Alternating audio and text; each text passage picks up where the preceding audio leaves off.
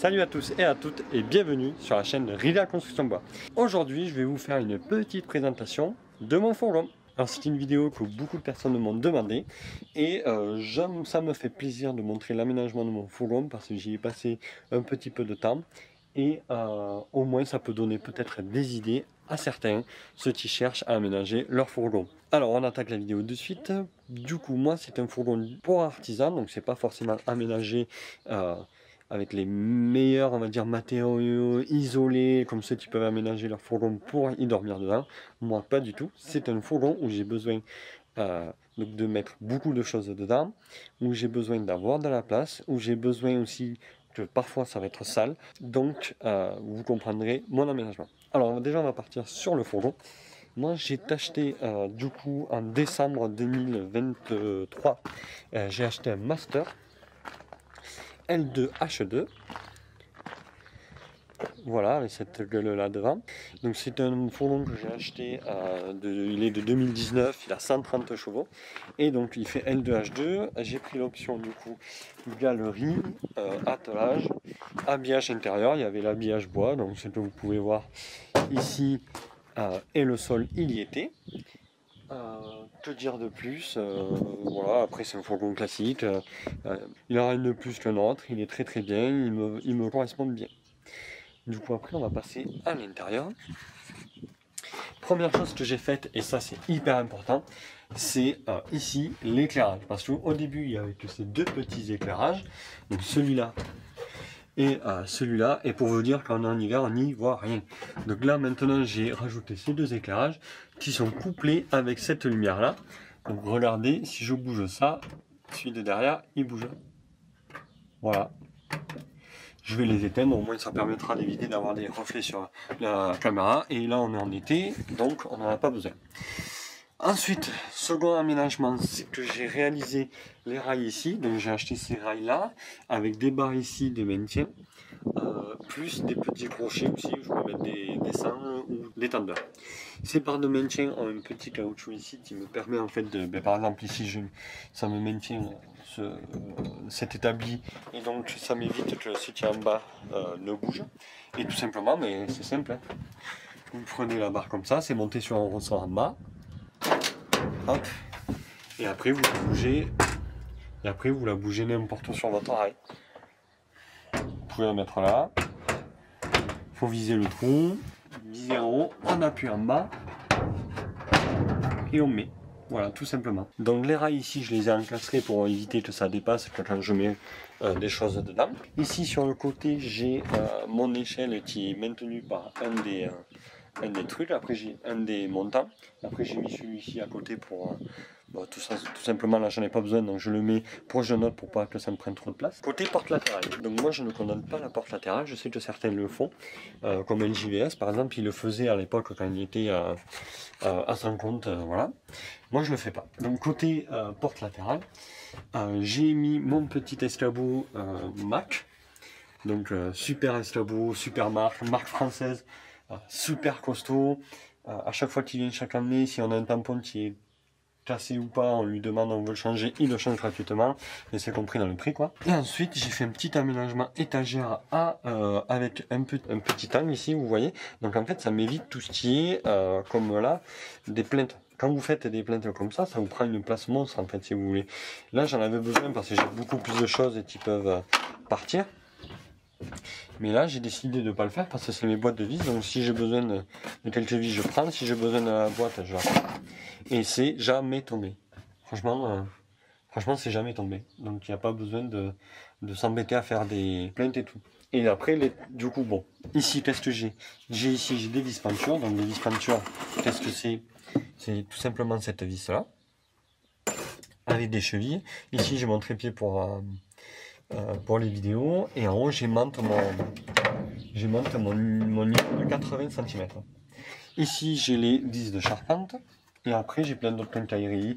Là j'ai une autre vis de charpente, ici j'ai des petites chevilles à frapper de deux tailles différentes, des grosses vis de charpente de 8, des vis béton, des goujons, toujours des petites équerres avec moi. Voilà, et à l'étage du dessous, je ne sais pas si vous arriverez à bien voir. Ici j'ai ma scie à main deux scies à main, une scie à métaux. Hop là, ici peut-être on peut le voir là. Donc là j'ai une scie à main un peu pourrie, une scie à main qui est super bien et une scie à métaux. Pour finir ici, j'ai toujours un bidon d'essence parce que si vous voulez, j'ai souvent une grue avec moi, donc pour lui faire le plein. Donc j'ai souvent un bidon d'essence. Donc on va attaquer la partie machine. Donc ici j'ai une étagère Milwaukee et avec ma poubelle. Alors moi je trouve ça super bien d'avoir une poubelle tout le temps où on peut mettre, moi j'y jette tout dedans et après quand j'arrive à l'atelier je trie.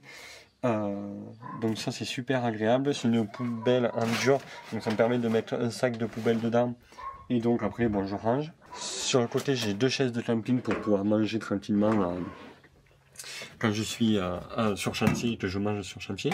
La configuration que j'ai de ce fourgon, c'est la configuration été. Parce que quand je suis en hiver, je n'ai pas les chaises de camping, je mange dans le fourgon. J'ai aussi les habits de pluie, tout ça en plus, que là je n'ai pas. Parce que là je suis en été. Donc qu'est-ce que j'ai ici? Alors, ici j'ai mon lot de batterie, m'en manque encore, j'en ai deux sur le chantier. Donc mon lot de batterie de 5 ampères. Donc ce qui est bien, c'est que je peux savoir directement le pourcentage de batterie que j'ai, enfin le niveau de batterie. Et j'en ai une autre ici qui est vachement bien, qui est sur le souffleur, qui est de 9 ampères. Alors ici, c'est un petit peu en vrac, mais c'est un petit peu les outils que j'utilise tout le temps. J'ai une visseuse, deux visseuses, trois visseuses. Donc ça, c'est les visseuses perceuses, c'est toutes les mêmes. Celle-là, c'est juste la nouvelle génération. Voilà, une boulonneuse. Donc ça, je m'en sers pour tout ce qui est mécanique et boulon de charpente. La petite scie circulaire métal, qui me permet de couper les tiges filetées, le bac acier par exemple. Et ici, la petite scie circulaire sur batterie Milwaukee, bien évidemment. Donc vous verrez, je suis équipé en Milwaukee. Ensuite, première étagère. Donc là, c'est des étagères, j'ai pris ces tiroirs. Le tiroir, c'est moi qui les ai fait, pardon, mais j'ai pris les coulisses sur Amazon, c'est des coulisses à verrou. Ça veut dire que quand c'est fixé ici, ça ne peut pas sortir. Vous voyez, là je tiens. Il me faut actionner ce petit truc là. Hop, et ça rebloque là. Là, je peux plus pousser. Donc dans la boîte Bosch, j'ai mon laser. Laser 3 lignes, très réputé, de 3 lignes vertes. Rien à dire dessus. Il est vraiment top. Tiroir sur 20, j'ai deux machines. Donc ici, je stocke ma disquette sur batterie et ma scie sauteuse. Avec ici les consommables. Donc là, disque à moller. Disque à consommer, pardon. Et aussi différentes lames pour la scie sauteuse. Voilà. Je vous pose ici 2 secondes parce que je préfère fermer à 2 mètres, c'est plus rapide et plus simple. J'ai ouvert le prochain. Donc prochain, j'ai là-dedans la scie sabre Milwaukee et la scie oscillante. Vous savez, le petit multitool qui est vachement pratique, qui nous sort de beaucoup de galères. Ici, j'ai tous les accessoires du multitool, donc des lames de change, fer, bois. Et dessous ici, je mets toutes celles de la scie sabre un peu en vrac. Ça me permet de voir rapidement. Le dernier tiroir, c'est mon perfo sur batterie, toujours pareil. Donc ici, un Milwaukee, SDS classique, plus je crois. Et ici, avec toutes les mèches, ici j'ai un bon assortiment Hilti de mèches de 6 à 16, un peu courtes. Mais ça me suffit pour ce que j'ai à faire. Ici des burins de toute taille, toute forme. Ils viennent de la marque Bosch, qui sont vachement bien. Et d'autres mèches un peu plus longues. Je suis en train de penser que je ne vous ai pas dit, mais sur ce côté-là, ici, j'ai un extincteur. C'est hyper important d'avoir un extincteur. Il faut toujours avoir un extincteur. Si vous êtes artisan et un extincteur sur vous, que ce soit fer, bois, maçon, n'importe qui, un feu, ça peut toujours partir. Il faut toujours avoir ça. Pour moi, c'est obligatoire. J'ai des tendeurs ici, mais ce que je voulais vous montrer, c'est que ici, je stocke mes deux petites équerres. Une petite pelle pour les fins de chantier. Et ici j'ai des mèches, donc là j'ai une mèche longue de 16 mm, j'ai une mèche longue de 14 mm et 18 mm pour le bois. Et j'ai aussi un pied de biche et une mèche longue béton, c'est pour ça que j'ai pensé à vous la montrer. Une mèche longue de 12 en béton. Il faut savoir que principalement je vais utiliser du 12 mm. C'est une coque que j'aime bien, j'ai tous les outils avec. Par exemple sur ma boulonneuse j'ai toujours la 19 dessus. J'ai les mèches longues de 12 en perfo et en bois, ce qui me permet de faire les assemblages en boulonné bois. Quand je mets des goujons, je mets toujours du 12, au moins c'est du costaud, et moi je ne change pas ma dimension, donc je reste en 12 tout le temps. Et en plus le 12 c'est le numéro de mon département, l'Aveyron, donc on ne change pas une équipe qui gagne. Alors la prochaine colonne, comme on peut voir ici, elle change un petit peu. J'aime bien l'appeler la colonne menuiserie, même si c'est pas vraiment vrai, ça a un peu changé entre le temps. Donc ici je mets des pièces, ça change. Je peux mettre ma scie plongeante, Makita, elle rentre ici. Je peux mettre aussi la caisse de la ponceuse à bande, je peux mettre plein de choses. Donc ici ça change souvent. En parlant de la scie plongeante Makita, sur le dessus ici, je mets tout ce qui est règle. Je mets la règle à lu et je mets aussi la règle, là c'est la règle Festool. Et la règle Makita aussi que je mets dessus. Et aussi j'ai mon autre niveau, c'est mon niveau 120. Ce qui me permet d'être plus précis, me permet de faire des choses plus grandes. Pour moi ça me va très bien, le 80 me permet de faire tous les petits trucs de menuiserie, le 120 un peu plus charpente, et quand c'est vraiment des grandes longueurs, j'utilise le laser. Donc en suivant de cette colonne, j'ai ici, du coup vous pouvez le voir, je pense qu'il y a beaucoup d'entre vous qui la connaissent, c'est la des roses chez Mirka, donc la petite ponceuse de menuiserie, avec bien évidemment quelques papiers qui traînent là-dedans.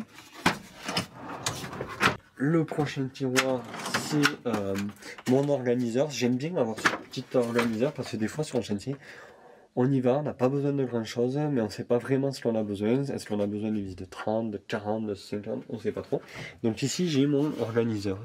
Donc j'ai des wagos, j'ai quelques petites chevilles, j'ai des vis en partant de la 12 ou 16 en allant jusqu'à la 80 ici. J'ai des chevilles mollies, j'ai des vis autofoires, quelques clous, des vis de terrasse pour finir, enfin s'il faut aller réparer une petite terrasse, des vis peinture, enfin voilà, j'ai pas mal de petites vis. Cet organiseur, il est vraiment sympa. Et comme d'habitude, c'est chez Festool, donc ça s'assemble avec toutes les boîtes. Cet organiseur, il peut se mettre sur cette boîte-là, s'il est système là, c'est trop bien. Alors pour le prochain, avant c'était ma caisse de visseuse de charpente, j'avais mes visseuses Milwaukee dedans, avec un chargeur et tout. Après j'ai vu que généralement je les sortais tout le temps, j'avais pas forcément besoin de faire ça. Du coup maintenant je laisse ma visseuse à choc dedans parce que c'est une machine que j'utilise pas tout le temps, la visseuse à choc. Donc j'ai ma visseuse à choc et j'ai mes deux chargeurs. Là il n'y en a qu'un parce que j'en ai un qui est en train de charger quelques batteries. Mais j'ai souvent mes deux chargeurs là-dedans. Donc ça c'est une caisse où je mets mes chargeurs. Avant j'en mettais un ici mais c'était pas pratique donc je l'ai enlevé, je l'ai mis là. Donc ici c'est chargeur et visseuse à choc Milwaukee. Après, si j'ai besoin de faire autre chose, de mettre d'autres trucs dedans, je le fais. Et dessous, c'est la caisse à outils généraliste où j'ai tout dedans. Donc, je ne vais pas vraiment vous la présenter parce qu'il y a plein de choses dedans, mais voilà, j'ai mes outils de traçage, j'ai mes petits marteaux, mes ciseaux à bois, ma petite scie japonaise. Ici, j'ai tout ce qui est tournevis, clé à laine et dessous, toutes mes pinces. Alors, je trouve ça trop bien ces tiroirs Festool parce que voilà, j'ai juste besoin d'ouvrir, prendre juste ce dont j'ai besoin. C'est pour ça que j'ai voulu faire un aménagement de chaque tiroir, c'est que en fait j'ouvre et je prends ce que je veux dedans. Je suis pas obligé. Le perfo, j'ouvre ma boîte de perfo, je prends les mèches que j'ai besoin et après je range, je m'en vais. Mais si j'ai un chantier qui est un peu inaccessible, comme l'une des premières vidéos que j'ai faites sur ma chaîne YouTube, eh bien je peux prendre la boîte aussi. Après je vous avoue, je trouve ça super bien pour la caisse à outils. Mais pour les machines, je suis en train de penser à un autre aménagement pour le prochain fourgon. Bon, c'est pas d'ici là parce que je l'ai acheté en décembre. Je pense que je l'ai changé dans 2 ans parce qu'il y a quand même quelques bornes. Je l'ai acheté avec des bornes. Donc voilà, on verra le prochain aménagement. J'essaierai de vous faire une vidéo si j'arrive à avoir le temps de le faire. Alors ici, c'est pareil, ça peut changer tout. On va dire ces 3 caisses-là peuvent changer, mais en général c'est ça. Donc en haut j'ai mes batteries Festool parce que je commence à essayer de m'équiper un petit peu en Festool. Donc là-dedans j'ai 4 batteries, le chargeur double, 4 batteries de 5 ampères, 5,2 même je crois. Non, c'est du 5 ampères. Ici j'ai mon rabot, alors c'est un rabot sur batterie, donc c'est pas un rabot Festool, c'est mon petit rabot Milwaukee que je prends sur batterie. Donc ce rabot je l'utilise tout le temps parce que ça me permet de faire mes chanfreins en charpente, c'est vraiment bien. Dessous j'ai mes visseuses, donc on va dire typées plus menuiserie mais aussi charpente, avec le petit accessoire dessus qui sont super bien pour le centre-tech de chez Festool. Et dedans j'ai 2 visseuses et pas de chargeur. Donc j'ai ma visseuse, la TXS 18, Voilà, si vous ne connaissez pas, je vous laisse regarder des vidéos. Elle est super légère, super puissante. Avec une petite batterie de 4 ampères, ça fait vraiment le taf. Et ensuite, j'ai la visseuse de charpente Festool. La grosse, puissante. Voilà, je pourrais vous faire un retour entre la Milwaukee et la Festool. Je suis pas hyper fan de la visseuse charpente Festool. Elle est quand même très ergonomique, mais le reste laisse à désirer. Les Milwaukee sont beaucoup plus typés charpente. Je pourrais vous faire une vidéo si vous avez envie. Mettez-moi un petit commentaire en me disant on aimerait bien un comparatif des deux. Ça peut être intéressant parce que il y a des choses à redire sur Festool, alors que c'est une très bonne marque. Il y a des choses à redire sur Milwaukee aussi. Il y a des choses bien dans les deux. Je continue la découverte de mon fourgon. Ici, j'ai une petite tiroir Mac. Tout simplement, c'est des outils de charpente que j'ai mis en caisse, c'est-à-dire j'ai mon décamètre derrière, enfin c'est un 30 mètres. J'ai des mèches, des grosses mèches plates. J'ai mes 3 cordeaux, j'ai par exemple des cannes à poncer ici de 80-120. Voilà, c'est un petit bordel dedans. Encore, je sais à chaque fois ce qu'il y a pas grand chose, donc c'est ça qui est bien. Et dessous, j'ai mon autre caisse à outils, mais là c'est plus typé charpente. C'est-à-dire qu'ici, je vais avoir tout ce qui est cordex, gros mètre, gros cutter, mon ébauchoir. Ici, je vais avoir plein de mèches et d'embouts. Là, j'ai les mèches à faire des bouchons, j'ai des douilles pour les douilles courantes, en fait, si vous voulez. Juste à côté, j'ai la mallette à douille, mais vu que c'est un peu plus pénible à enlever parce qu'il faut que je ressente, que j'enlève ma barre, que je le mette dessus quelque part. C'est un peu plus chiant. J'ai pris toutes les douilles dont j'ai besoin, 17, 19, 24. C'est tout. J'ai pas besoin de plus. Et ensuite, j'ai des douilles pour le bac, par exemple, des petites douilles comme ça qui se mettent sur les machines directement. Et quelques mèches. Maintenant, j'ai une mèche de 18. C'est des mèches courtes en fait. Donc, des fois, ça suffit pour percer du 8 cm. Ça sert à rien de sortir la mèche qui fait 20 cm de long. Alors, dessous. Ici, j'ai toutes les clés, donc pareil, 24-19, j'ai pas besoin de plus. Et ici, j'ai des pinces pour couper l'acier ou le zinc. Voilà.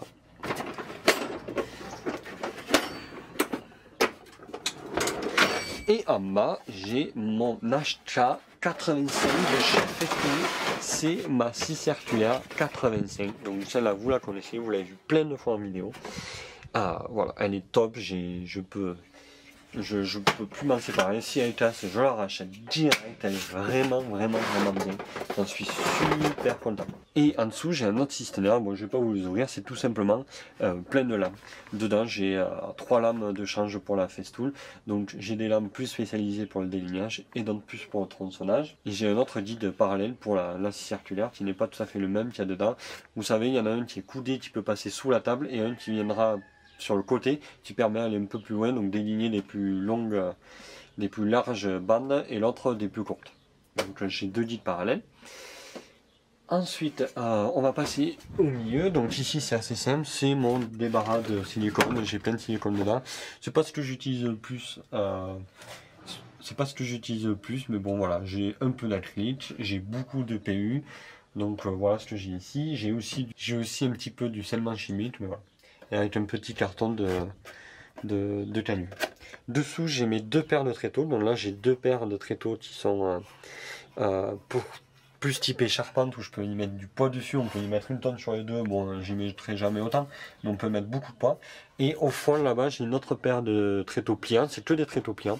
Ils sont beaucoup plus légers. C'est des tréteaux en plastique de chez Stanley. Ils sont vachement bien pour la menuiserie, si vous voulez, pour couper des choses plus petites, pour couper des panneaux par exemple.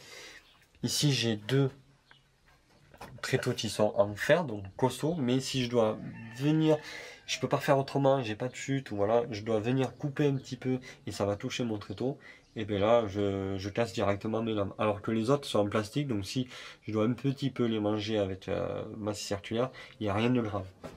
C'est un peu plus fait exprès. Et on passe à la dernière partie de mon fourgon. C'est cette partie-là. Donc ici, c'est un peu une partie établie. Par exemple, ici, on voit encore une paire de gants. Ici, des fois, quand c'est l'hiver et que j'ai tous les gants mouillés, je les mets là et ils sèchent un petit peu.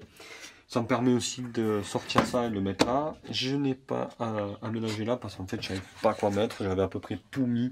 Et du coup, il me restait cette place-là. Donc tu vas voir plus tard si je veux aménager autre chose. Ici j'ai une massette, mon marteau agrafeur avec des agrafes. J'ai aussi du Charterton au fond. Et j'ai ma mèche étagée par exemple, des fois ça peut être utile mais bon je l'utilise pas souvent. J'ai également un petit adaptateur d'aspirateur, voilà, ça me permet de ranger pas mal de choses. Juste en dessous j'ai du scotch, ma pâte à bois, de la colle à bois. Et là-bas je crois que c'est de l'enduit de ciment pour reboucher des petits pets et des petits trucs comme ça. Ici c'est mon côté un peu plus type charpente. J'ai mon lot de débauchoirs là-dedans. Par exemple l'ébauchoir, si j'en ai besoin de qu'un, je le prends, je le pose dessus, je déroule, je prends mon ébauchoir ou mes 2 ébauchoirs que j'ai besoin. Et après je range. J'ai une équerre ici, ça c'est, j'appelle ça de l'équerre un peu plus bourrin, c'est-à-dire elle n'est pas parfaitement de l'équerre. Si c'est pas pour faire de la précision, je peux utiliser celle-là. J'ai 2 grandes fausses équerres, ça c'est hyper important en charpente, et ma demi-bisidue. Ici du coup j'ai ma mallette à douille, ici j'ai du WD-40, ça vous connaissez, des embouts de rechange et des sacs poubelles. Ici c'est toute la partie vidéo électrique, donc bon j'ai des petites lunettes de protection, mais je sais que je les mets là. Mais après, j'ai par exemple l'Osmo, un micro au fond, d'autres micros ici. Ici, enfin là, c'est le chargeur aussi. J'ai des supports téléphone, j'ai une multiprise ici. Bon, voilà, c'est mon matériel vidéo. Ici, je range mes marteaux. Donc, j'ai 2 marteaux de charpentier, un marteau de couvreur, ma jauge, des mètres et ma sacoche. J'enlève cette barre, j'enlève ce petit établi. Donc, ça, c'est un établi pliant, il est super bien.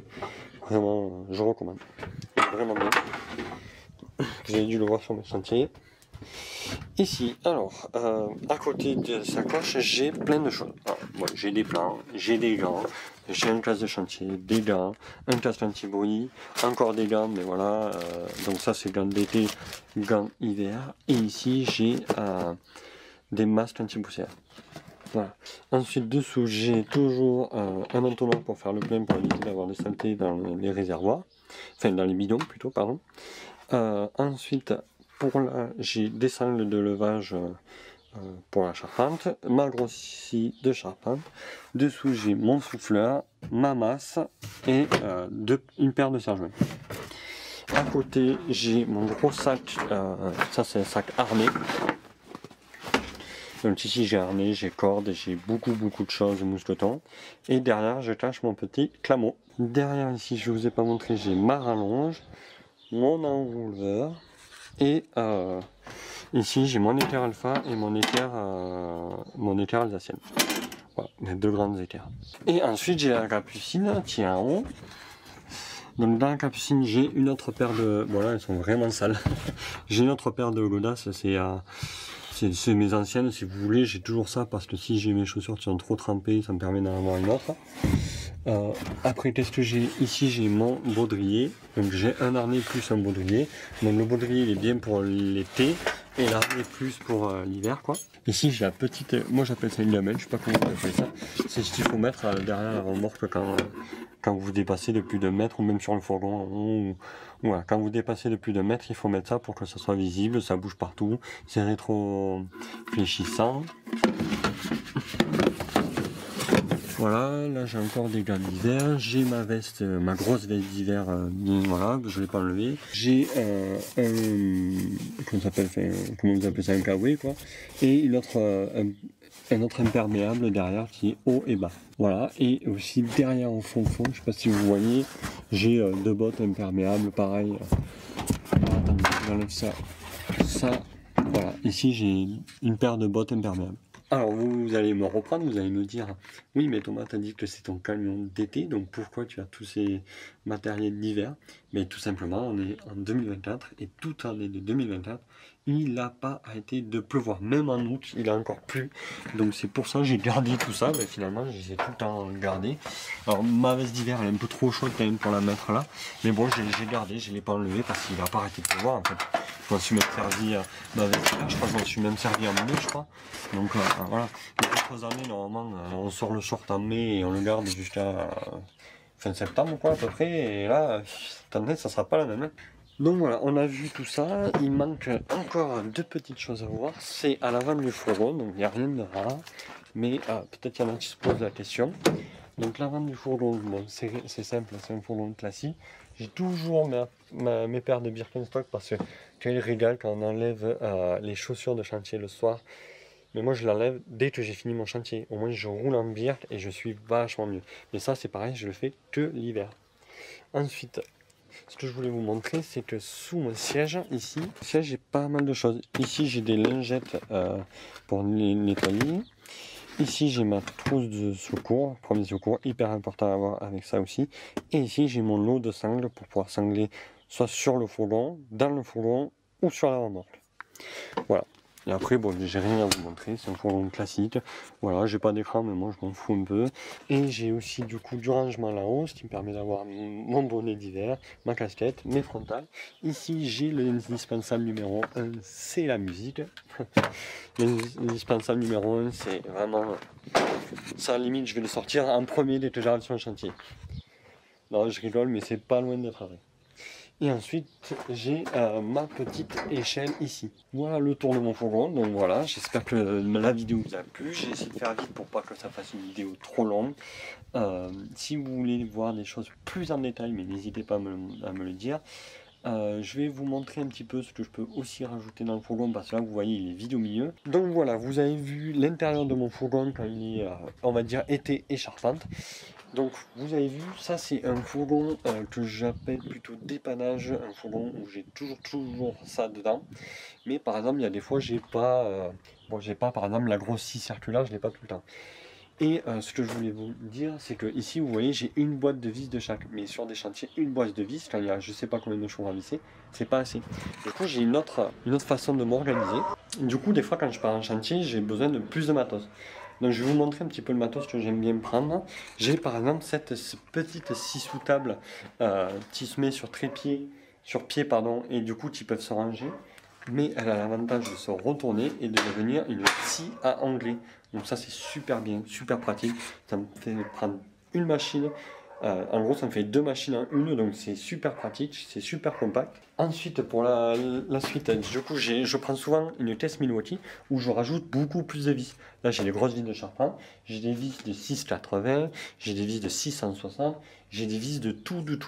J'ai une autre test des fois que je prends où je vais mettre des boujons, où je vais mettre des chevilles bois. En fait si vous voulez les chevilles bois je les ai dans un gros carton comme ça.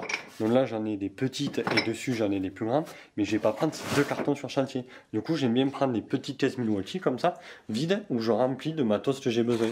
Et ici j'ai tout mon stock de vis, donc là on peut voir toutes les vis, là c'est que des 120, là-bas j'ai des 80, des 180, j'ai énormément de vis, enfin énormément de vis à mon échelle, j'ai beaucoup de vis, et du coup je prends quand j'en ai besoin.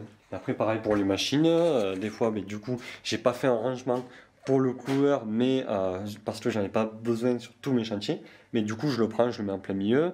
Ici j'ai une caisse pour la zinguerie, ici j'ai mes deux ventouses. Qu'est-ce que je peux prendre? Ben, par exemple, j'ai la ponceuse à bande, mais là, vous savez, j'ai une place pour elle. Ici, j'ai le petit bloc à moisi pour l'acheter à 85. Donc voilà. J'ai un second établi si j'ai besoin d'un second établi sur un chantier. Voilà, j'ai un petit peu fait le tour. Celle-là, elle a sa place aussi dans le fourgon. C'est mon petit compresseur de chantier. Il est super pratique. Après, je m'en sers pas beaucoup. Les dernières petites choses que je voulais vous montrer, c'est mes moyens d'échelle. Donc, alors, j'ai une échelle de toit ici. J'ai une échelle moyenne que vous avez sûrement dû voir plein de fois sur mes chantiers. Et là, je viens de faire une acquisition d'une dernière échelle. C'est celle-ci, c'est la MAC. Donc, toujours pareil, super produit. C'est une échelle qui fait 5,40 m de long, qui me permet d'aller à 10 mètres de haut. C'est une énorme échelle qui est super lourde à bouger, mais du coup maintenant je suis content parce que j'ai réussi à avoir plusieurs types d'échelles. J'ai une échelle toute petite à 2 brins, j'ai une échelle moyenne et j'ai une grande échelle maintenant, donc qui me permet de couvrir beaucoup plus de chantiers. Et aussi d'en avoir plusieurs parce qu'il y a des échelles des fois. Il y a des chantiers des fois où j'arrête pas de bouger les échelles. Alors si je prends 2 échelles, mais ça me permet de moins les bouger, quoi. Et ma dernière acquisition, et ça je voulais la montrer parce que je suis fier, ça fait longtemps que je la voulais, mais j'ai mis du temps parce que voilà, les sous on ne sort pas comme ça, hein, où il faut travailler, prendre le temps, garder des sous en trésorerie. Mais quand on peut, il faut se faire plaisir et surtout prendre du matos qu'on a besoin. Et là, récemment, j'ai acheté ma remorque. Voici mon immense remorque. Non, je dis immense, mais en vrai il me faut ça, hein. Je suis habitué à ce type de remorque. Pour d'autres ça sera grand, pour d'autres ça sera tout petit. Donc voilà, moi c'est ma remorque. Donc c'est une remorque qui fait 5 mètres de long, 3 tonnes 5, donc ça veut dire qu'on peut mettre 3 tonnes dessus à peu près. Si j'enlève les ridelles et tout, on peut à peu près mettre 2 tonnes 8, 3 tonnes dessus. Elle ne peut pas se baigner, mais j'en ai pas besoin. Je peux enlever toutes les ridelles, donc faire un grand plateau. Et pourquoi 5 mètres? Mais tout simplement, si j'ai des poutres qui font 8 mètres, je peux réussir à le mettre dessus. Donc je ne vais pas les faire dépasser 3 mètres derrière. Je vais essayer d'enlever mes ridelles et de gratter un petit peu devant ici, sans aller trop loin, bien sûr, du timon, et sans dépasser du centre. Il faut savoir que si je mets du bois un peu centré qui ne dépasse pas plus de cette largeur-là, je peux largement mettre du bois de 8 mètres. Ou sinon je peux faire autrement, c'est que je peux charger du bois un peu plus court dessus et mettre le 8 mètres dessus qui vient dépasser la béquille, et au moins je ne suis pas embêté, quoi. Et bon, 8 mètres c'est quand même rare, mais je peux prendre du 7 mètres facilement, ça peut dépasser 2 mètres derrière. Je peux prendre du 6 mètres, encore mieux, ça dépasse le mètre, du 4 mètres, je peux prendre tout ce que je veux. Donc au moins je ne vais pas limiter. Si je veux aller chercher une nacelle, je peux la mettre dessus. Si je veux aller chercher une voiture, je peux la mettre dessus. Si je veux aller chercher la mini-lutte Réparaillon A, je peux la mettre dessus. Donc voilà, je suis très satisfait de cet investissement parce qu'elle va beaucoup me servir. Je l'ai pris avec Ridel, ce qui me permet de mettre les fins de chantier, par exemple, de la voulige, des chutes, plein de choses, beaucoup de matériel, mon échelle dessus, l'échelle de 5,40 m, vous imaginez, elle fait toute la longueur de la remorque. Je peux prendre les fours, je peux prendre énormément de choses, et c'est ça qui est super bien. Donc voilà ma dernière acquisition. Une remorque que j'ai achetée, je vais leur faire de la pub parce qu'ils sont super gentils, ils ont des super prix. C'est Rouergue remorque à Loanne-Huijoul. Voilà, donc je recommande. J'ai mon voisin qui vient d'en acheter une, il en est super content, j'en suis super content. Voilà, donc si vous avez aimé cette vidéo, n'hésitez pas à mettre un petit pouce bleu, me dire en commentaire si vous avez d'autres envie de voir autre chose. Je peux vous montrer tout mon matériel de charpente, prendre le temps de le faire. Et si vous voulez suivre mes prochaines aventures, n'hésitez pas à vous abonner sur YouTube, mais aussi sur Instagram, parce que je vais mettre les choses beaucoup plus en temps réel. Si je mets un chantier sur Instagram, vous allez le voir 2, 3 mois, 4 mois, peut-être 6 mois après. Donc si vous voulez être plus au courant de mes nouveaux achats, par exemple la remorque, ça fait déjà 2-3 mois que je l'ai, et vous allez voir cette vidéo dans un mois. Donc voilà, par exemple, ça retarde. Et je l'ai mis sur un story, en publication sur Instagram. Donc n'hésitez pas à me suivre sur Instagram. On se retrouve pour des prochaines vidéos. Ciao!